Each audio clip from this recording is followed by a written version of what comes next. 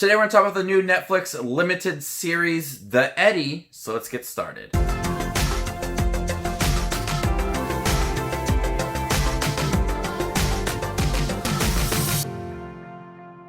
Hey everybody, my name is Justin. I love to watch movies. If you guys love to watch movies too, you guys are in the right spot. Make sure to hit the subscribe button down below and click that bell notification for more up-and-coming videos. Guys, I am so excited to talk about The Eddy. This is one of my most anticipated Netflix series this year, just of the talent. The Eddy is created by Jack Thorne and also is created by Damien Chazelle, the guy behind Whiplash and La La Land.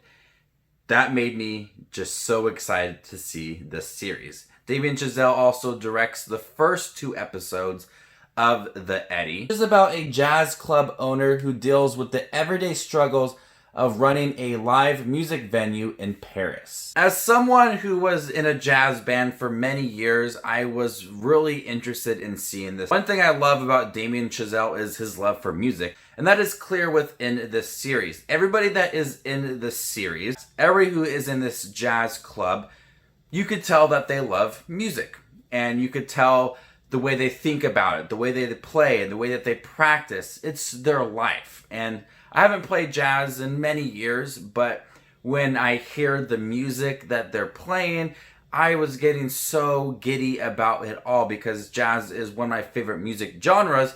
And so seeing everybody play it and practice it and think about it, and I was able to relate to them and their music. So that is one of my favorite parts of The Eddy, is easily the music. There's a lot of sequences within this series where we have people practicing for a long period of time and playing at this club as well. The way that the series frames certain sequences, much like Whiplash and La La Land, they're just focused on our musicians, and you get to see them play their instruments and sing as well.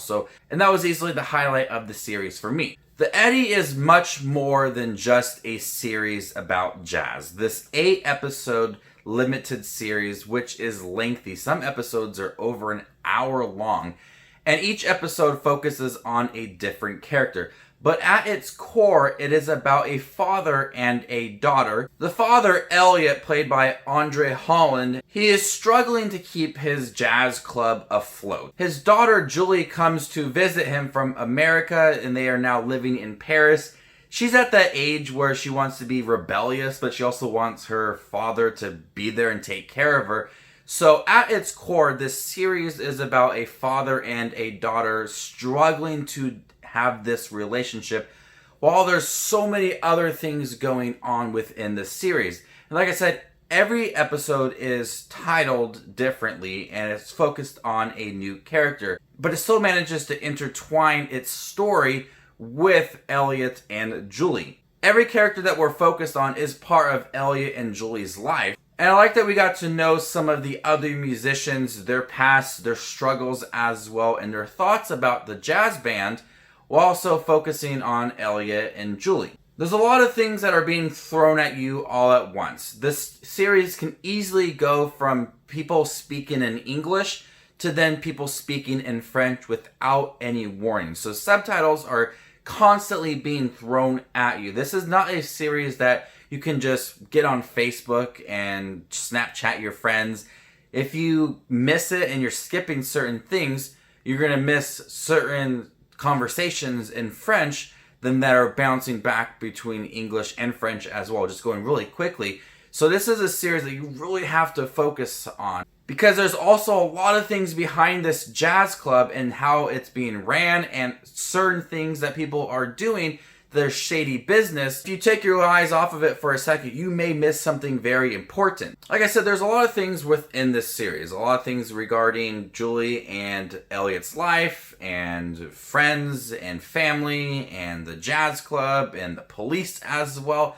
At times it could be thrilling, at times it can be romantic, at times it can be funny. The series blends many different genres at once, and I think certain moments of the series kind of takes away from the overall point of the series. Certain subplots of the show I didn't find to be that strong, and didn't feel like it was worthy of being in the show. Because as we got more characters introduced into the series and more storyline, it ultimately became a bit confusing at times and way too complex for this series. And by the end of it, spending 8+ hours watching this series, and there's certain subplots that you might have just forgotten because they're not that important to the series. I like the progression of Elliot and Julie's relationship. It really honestly feels like a realistic father and daughter storyline.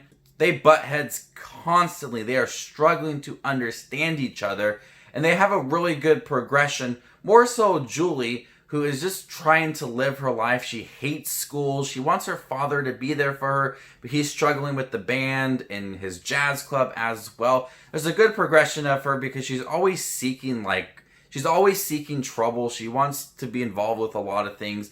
So she has to understand herself as well. And she has really good progression throughout the series to where you kind of feel for her. You want her to have a relationship with her father, and it's just not there.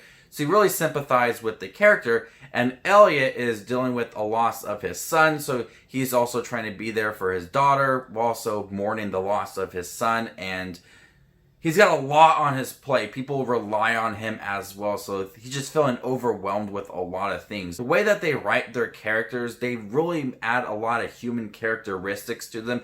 They don't just feel like your average kind of television characters. There's a lot of depth given to them, and I really did appreciate that. The Eddy just has some really good music, and you can tell that people love music within the series, and with that, you get some complex storylines and some complex storyline and characters as well. When I first saw the trailer for the Eddy, I was like, oh my gosh, it's a jazz series from the director of La La Land, and I absolutely lost it. I was so excited. But when you watch the series, it's much more than just that. And there's so many things going on within the series. But ultimately, I really did enjoy the Eddy. A little bit disappointed compared to my initial thoughts about the series and what my hopes were. But overall, it was a good watch. This is not La La Land or Whiplash by any means. The more quieter moments within the series reminds me of Damien Chazelle's first film, Guy and Madeline on a Park Bench, compared to Whiplash and La La Land, not even First Man. It feels more quieter and tame at times compared to those films, but it is a series that I do recommend. I'm going to go ahead and give the Eddy a B. Thank you guys for checking my review for the Eddy, and stay tuned for more up-and-coming Netflix content. My name is Just Watch Movies, and you guys stay classy, YouTube.